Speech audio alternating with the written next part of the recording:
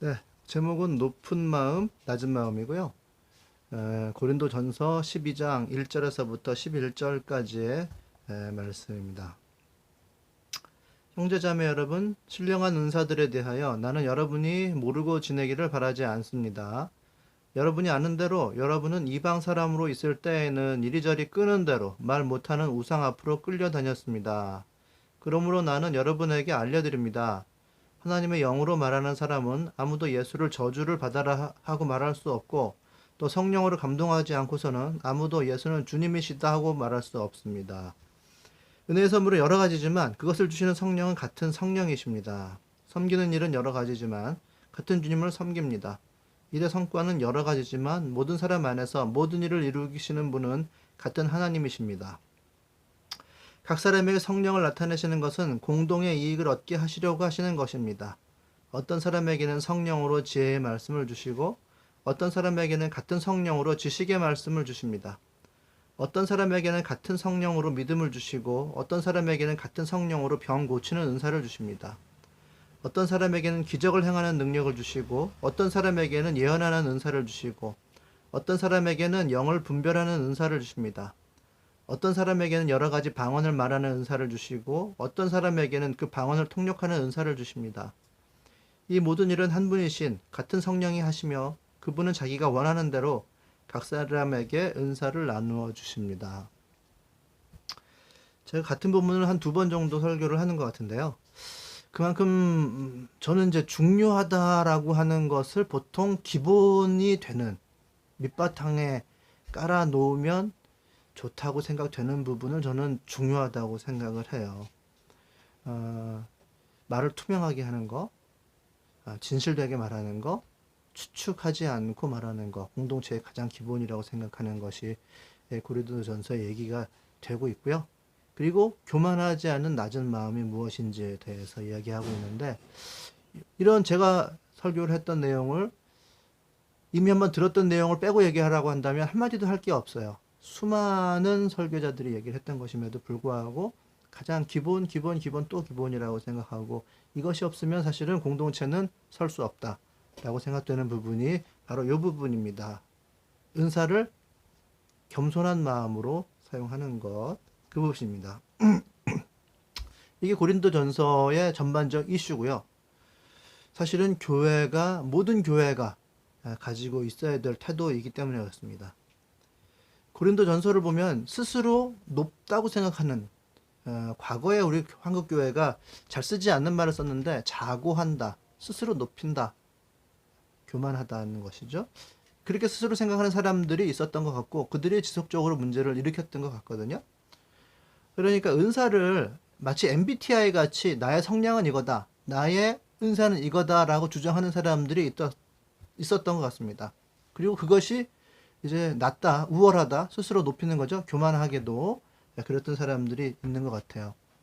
그래서 고린도전서 1장부터 4장까지를 보면 지혜가 있는 자들이 일으키는 문제들이 나와요. 그 자기의 영적인 은사라고 생각하는 것이고 그것을 가지고 리더십의 경쟁을 누가 최고의 리더십을 가졌는지를 경쟁하는 것이 나옵니다. 여기 고린도전서에서 얘기하는 지혜라고 하는 것은 그노시스파 영지주의자들이 가졌던 지식 중에 일부를 이야기하는 것인데요. 세상의 어떤 근본에 대해서, 기원에 대해서, 어떻게 만들어졌는지에 대해서, 그리고 세상이 어떻게 돌아갈 것인지에 대한 지식을 의미하는 것이에요. 소피아라고 얘기를 합니다. 1장 12절을 보면 유대 사람은 표적을 구하고 그리스 사람은 지혜를 찾으나 할 때 곧 지혜. 우리는 그리스도를 전하되 십자가에 달리신 분으로 전합니다. 고린도전서에서 바울이 이야기하는 모든 것을 합하면 바로 이 이야기인데요. 우리는 예수님의 낮아지심, 더 낮아지신 십자가라고 하는 기본적인 태도를 가지고 우리들의 은사를 사용한다, 해야 된다라고 얘기를 하는 거예요. 그러나 MBTI 같이 나의 은사는 이것인데 이것을 가지고 내가 최고의 리더십을 가져야만 한다. 바울파다, 개바파다, 아볼로파다, 다 필요 없고 나는 예수파다라고 이야기하는 사람들이 있었다고 하는 것이고요. 오늘 잠깐 읽은 12장은 사실은 14장까지 계속 이야기가 이어져서 자신의 은사를 자기 중심적으로 사용하다 보니까 무질서한 예배가 되어버리는, 무질서한 공동체가 되어버리는 그런 이야기를 하고 있거든요. 그러니까 질서를 깨는 은사가 되는 것인데, 여기서 우리가 오해하기 쉬운 것은 질서를 깬다고 해가지고 차례대로 수직적으로 계열화되어 있는 그런 질서를 깨는 것이 아니라 모두가 수평이 되어서 평등함을 이루고 있는 질서를 깨는, 그 질서를 깨어서 다시금 순위를 매기는 질서로 만들어 버린다는 의미에서의 무질서입니다. 자기 중심적인 것은 과시적인 것이라고 해석을 하시면 될 것 같아요. 바울이 진정으로 전하고 싶었던 메시지는 은사와 직책과 사역은 내 것이 아니다. 그러니 영적 능력을 자랑하지 말자, 지식을 자랑하지 말자, 이거예요. 이 동양식으로 표현하면 소림사에 들어왔으면 이전에 어떤 지식을 가졌든, 얼마만큼 큰 재물을 가졌던, 어떤 권력을 가졌던 무에다 마당 쓸어라, 부엌에 들어가서 밥해라, 물 길어와라, 도끼를 패가지고 장작 만들어라, 모두 똑같다라고 하는 거죠. 무릎 꿇고 방에 걸레질 해라. 여기서 특별 대우는 없다라고 하는 거예요. 바울이 이야기하는 고린도 전서는 바로 그런 내용을 가지고 있습니다. 그럼 공동선을 위해서 주신 은사를 어떻게 사용해야 될 것인가? 이 부분에 포커스를 맞춰서 우리가 생각을 해보면 되겠죠? 그러니까 예수님께서 이 땅에 오셨듯이 이 전 지구상에 있는 모든 사람들을 위해서, 즉 뭐를 개념적으로 바꾸면 공공선을 위해서 다른 은사를 주시고 다른 직책을 주시고 다른 사역을 맡기셔서 결국은 이펙티브하게 사역을 하실 수 있도록 하나님께서 모든 사람들에게 배분을 해주셨다라고 하는 거예요. 은사라고 하는 것은 여기에서 은혜의 선물이라고 좀 의역되어서 풀어서 좀 쓰고 있는데요. 4절, 5절, 6절, 7절, 그러니까 12장 4절, 5절, 6절, 7절을 한번 보면요. 은혜의 선물은 여러 가지지만 할 때 요 은혜의 선물이라고 하는 게 우리가 얘기하는 은사입니다. 그것을 주시는 성령은 같은 성령이십니다. 섬기는 일은 여러 가지지만 같은 주님을 섬깁니다. 일의 성과는 여러 가지지만 모든 사람 안에서 모든 일을 이루시는 분은 같은 하나님이십니다. 각 사람에게 성령을 나타내시는 것은 공동의 이익을 얻게 하시려고 하시는 것입니다. 4절에 은혜의 선물, 은사는 여러 가지지만 요거 카리스마타죠.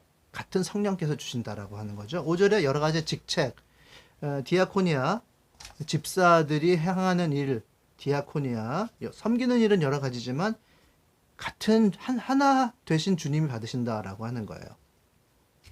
그리고 6절에 여러 가지 성과를 이야기합니다. 사역이에요. 에네르게마라고 하는 건데 성과가 여러 가지 있습니다. 사역은 여러 가지 있지만 같은 하나님께서 일하신다라고 하는 거예요. 그러니까 여기서 고린도 교회가 약간 은사 중심적인 어떤 사람들이 그룹이 있었던 것 같고, 은사가 딱히 있진 않았지만, 방언 등 있진 않았지만 어떤 직무를 맡아서 하는 그룹이 있었다고 보여져요. 그러나 바울이 이 단락에서 이야기하고자 하는 것은 은사와 직책과 사역과 이것을 명확하게 구분해가지고 이것이 교회의 사역 구조가 되면 좋겠다라고 이야기한 것이 아니에요. 그걸 너무 엄격하게 구별하는 것은 오히려 성경을 잘못 해석하는 것입니다. 본문의 의도가 아니에요. 강조점은 갈라져 있는데 여러 가지로 사역과 은사와 또한 직분이 갈라져 있는데 하나의 근원이다라고 하는 거죠. 오직 성령님, 하나님께서 적절하게 나누신 것이다라고 하는 거예요. 그러니까 이것을 가지고 은사 중심적인 사역 파트 나누고 그런 거 없을 때 그냥 섬기는 자들 나누고 또 외부에서 일하는 사역 파트 나누고 이렇게 하는 게 성경적이다 얘기하면 바울이 얘기하는 것을 완전히 오해하면서 성경을 해석하는 것입니다. 다양한 사람들이 있다. 많은 사람들, 다양한 사람들이 있는 만큼 다양한 은사가 있잖아요. 그리고 다양한 직책이 있습니다. 다양한 사역이 있다. 하지만 근원이 하나다. 그것이 하나님이시다. 하나님의 원에 맞게 나누어 주신 것이고 그 사역이 끝나면 거두어 가신다. 너의 것이 아니다라고 얘기하는 것이 바울이 하는 이야기입니다. 교회 사람들은 다양합니다. 모인 숫자만큼이나 다양한 은사가 있습니다. 획일적이지가 않습니다. 능력이 다릅니다. 그러면 뭐 어떻게 교회에서 이렇게 수많은 다른 사람들이 있는데 한 덩어리가 되어서 하나의 일만 한다는 것은 가능하지 않겠죠? 그래서 교회에서 어떤 필요를 발견한 사람은 주체가 될 수 있습니다. 이런 주체가 세워졌으면 그 사람은 사실은 하나님께서 이러한 필요를 나에게 느끼게 해주셨다라고 주장하면서 공동체에게 이런저런 사역의 필요를 주장할 수 있겠죠. 그리고 공동체가 그것에 대해서 필요한 사역이다라고 인정하면 그때부터 기도하면서 사람들을 모으기 시작할 수가 있습니다. 그러나 많은 사람들이 전일적으로 다 그 사역에 다 달라붙을 수 있는 것은 아닐 가능성이 많아요. 왜냐하면 자신의 상황과 여건이 같지가 않고 또 다른 은사가 있을 수 있고 자신의 강조점과 보는 시각이 다를 수 있기 때문에 전체 교회가 있다 하더라도 어떤 사람이 발견한 시각에 대해서 동의는 할 수 있어도 같이 하기는 힘든 경우가 많이 있을 거예요. 주관 심사가 다를 수가 있겠죠, 분명히. 그러면 주체가 있고 나머지는 뭐냐? 주체를 중심으로 해서 몇몇 사람들이 모여서 어떤 일을 하게 될 텐데, 하나님 나라의 일을 하게 될 텐데, 나머지 사람은 또 역시 어떤 의무가 있습니다. 그 의무라고 하는 것은 잘 알고자 하는 의무예요. 관심을 가질 의무가 있습니다. 그리고 그를 위해서 기도할 의무가 있는 것이죠. 그리고 필요에 따라서 도울 의무가 있습니다. 그러면 주체가 되는 사람들은 어떤 필요를 발견하고 그 필요를 위해서 나아가서 연결되어서 세상과 연결되겠죠. 그리고 주체와 또 나머지 사람들은 관심과 필요와 기도와 부분적인 도움으로 또 연결이 되겠죠. 그래서 공동체 전체가 세상과 연결되는 은혜를 누릴 수가 있는 것입니다. 그것이 주체의 역할이고 나머지의 의무예요. 교회 사역은 그런 식으로 스타트되고 또 확장되고 세상과 관계를 맺어갈 수가 있습니다. 근데 그게 고정은 아니죠. 내가 주체로 섰다고 해가지고 언제나 주체가 아니고 내가 객체로 있다고 하더라도 나는 관심자, 지지 협조자라고 해서 내가 언제나 그 상태에 머물러 있다라고 착각해서는 안 돼요. 흘러감에 따라서, 시간이 흘러감에 따라서 내가 공간을 이동해서 내가 주체가 될 수 있고 내가 내려올 수도 있고 하나님께서 그만하라고 하시면 전체가 중단할 수도 있는 거예요. 하나님의 의도하심에 따라 하나의 큰 대전제는 모든 것은 하나님께서 주시는 것이다 라고 하는 거죠. 그리고 하나님께서 은사와 역할을 바꾸신다고 하면 당연히 그 역할이 바뀌어지겠죠. 11절에 보십시오. 이 모든 일은 한 분이신 같은 성령이 하시며 그분은 자기가 원하는 대로 각 사람에게 은사를 나누어 주십니다. 하나님께서 원하시면 이 사람에게 주었다가 시간이 지나서 좀 쉬어라 하면 쉬는 거고 다른 사람이 또한 그 역할을 물려받을 수가 있는 것이겠죠. 하나님께서 나누신다라고 하는 거. 그러니 은사를 MBTI라고 착각하지 말자. 나는 이런 성향이니까 난 이거야. 라고 하는 것은 잘못된 것입니다. 그러면서 자기가 그 자리를 차고 앉아서 점점 높아지려고 하는 것이 고린도 전서에 나왔다라고 하는 건데요. 주로는 지식을 가진 사람들이 그랬던 것 같습니다.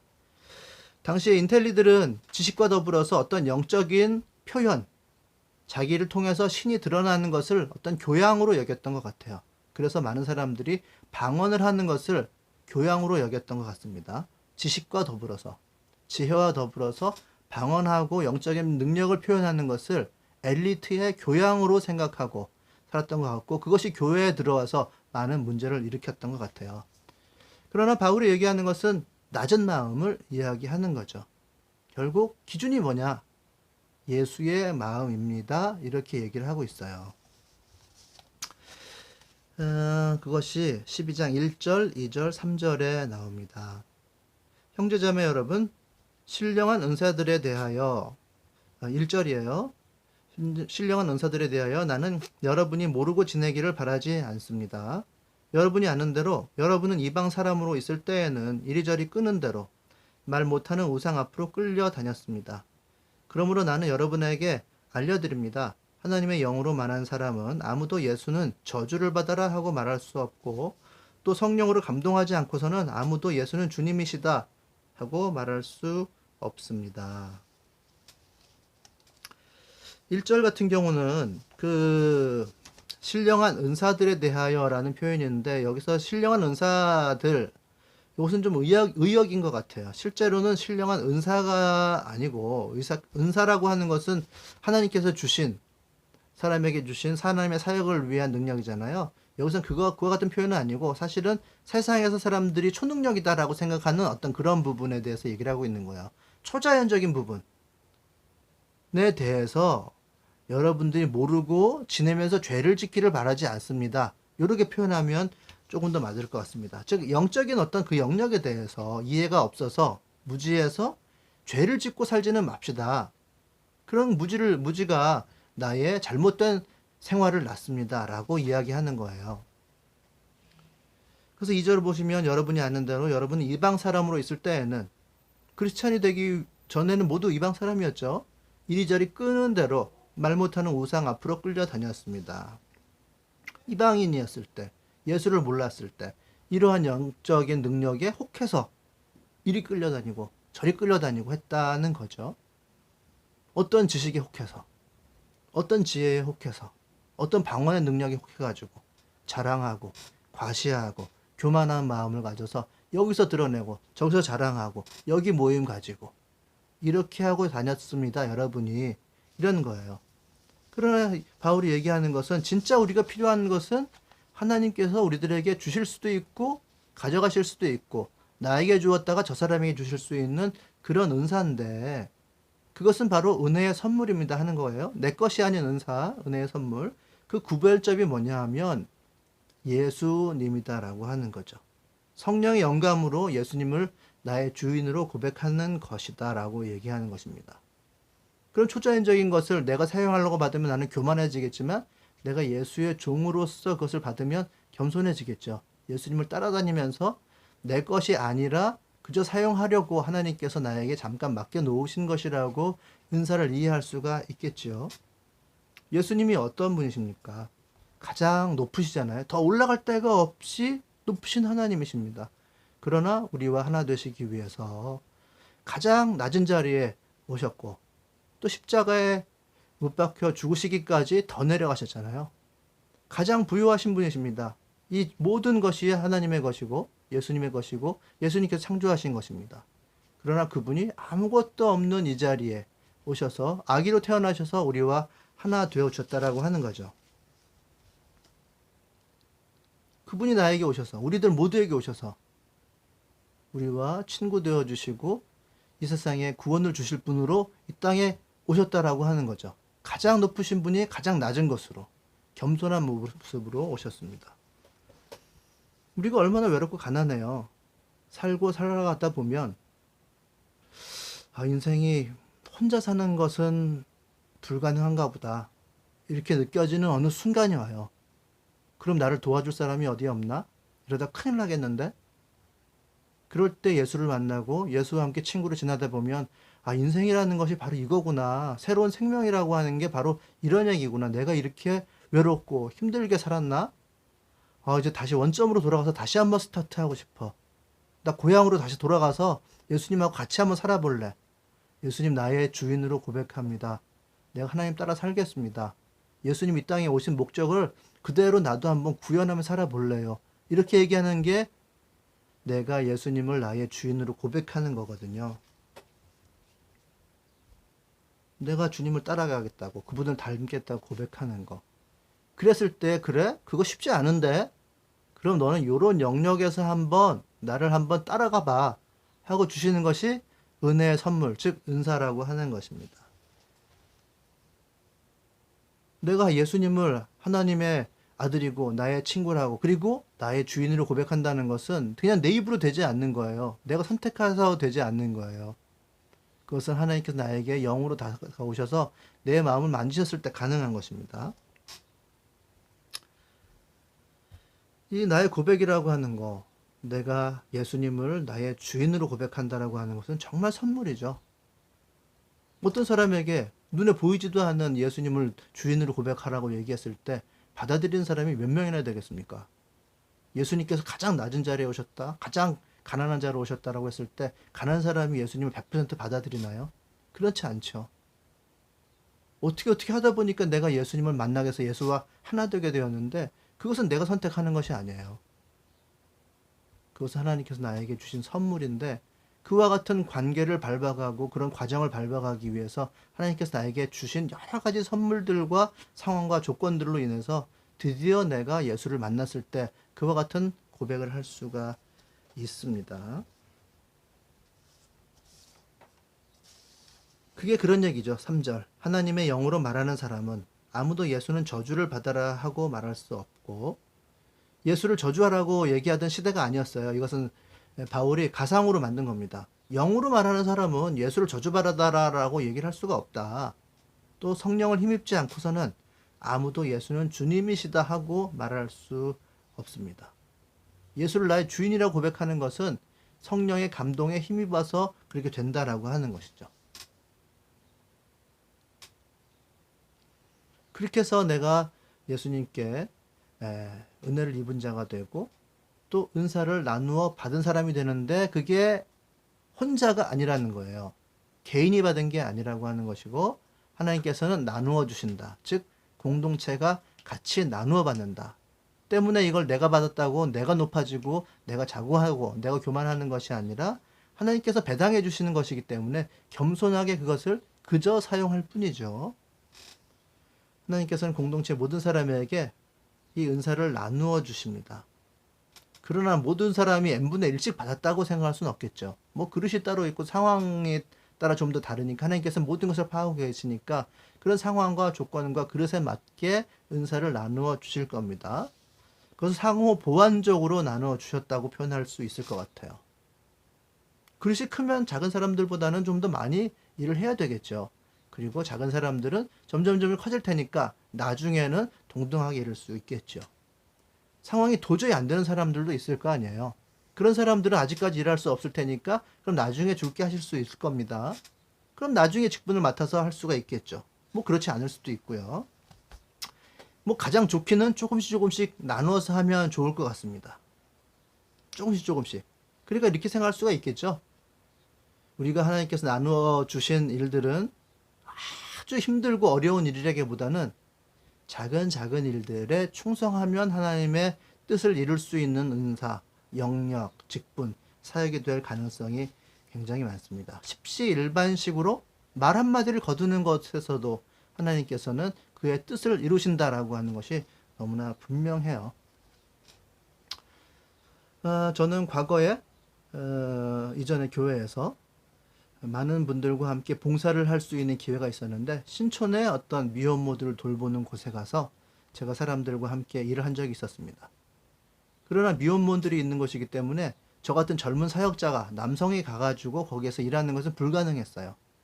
그러나 저와 함께 갔던 많은 여성분들은 그 10대 미혼모들과 사귀고 돕고 서로 마음을 나누고 위로하면서 큰 교제를 하고 많은 봉사를 할 수 있었는데요.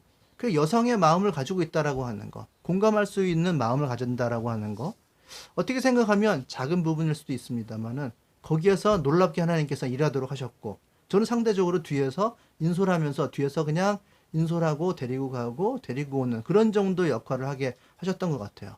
저는 저의 역할이 있었고, 또 많은 여성들은 미혼모들과 함께 교제하고 도울 수 있는 그런 역할을 주셨단 말이죠.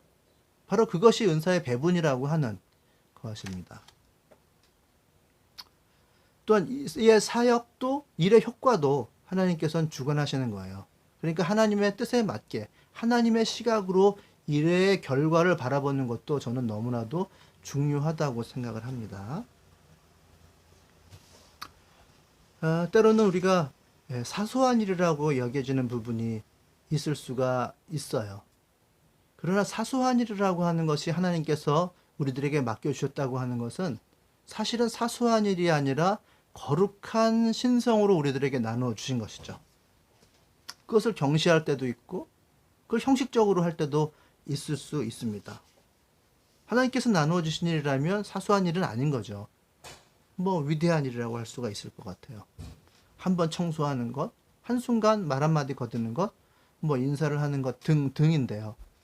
하나님께서 우리들에게 맡겨주셨다고 하면 그것은 하나님께서 우리들에게 맡겨주신 위대한 일입니다. 그러니까 우리 일상 가운데서 우리가 하나님의 일이라고 생각하는 것은 사실은 작은 일이 아니라 그 안에 내재적인 어떤 가치가 함축이 되어 있는 것이라고 봐야 될 것 같아요. 나의 모든 일, 하나님께서 주셨다고 하면 그것은 신성하게 배분되어 있는 것입니다.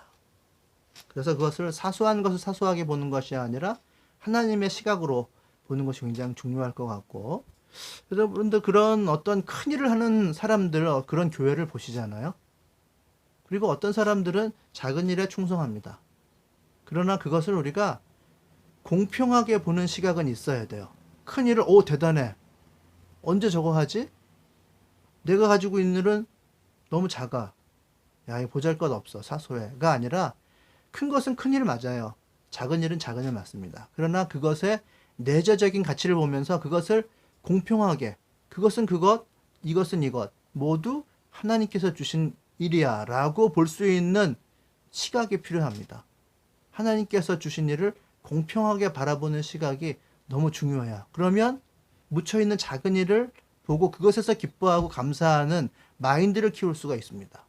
그것을 큰 일을 바라보면서 또한 그 일을 감사하긴 하지만 작은 일보다 엄청나게 대단한 일이라고는 생각하지 않는 거죠. 결국 하나님께서 맡기신 일, 하나님께서 맡기신 일, 전부 다 같은 일이 되는 것입니다.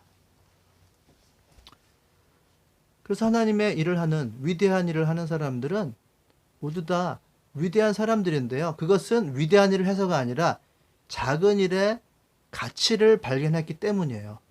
하나님께서 맡겨주신 사역, 은사, 열매를 작은 것에서 발견했기 때문에 그 사람이 위대한 일을 할 수 있는 것이고 위대한 사역자가 될 수 있는 것입니다.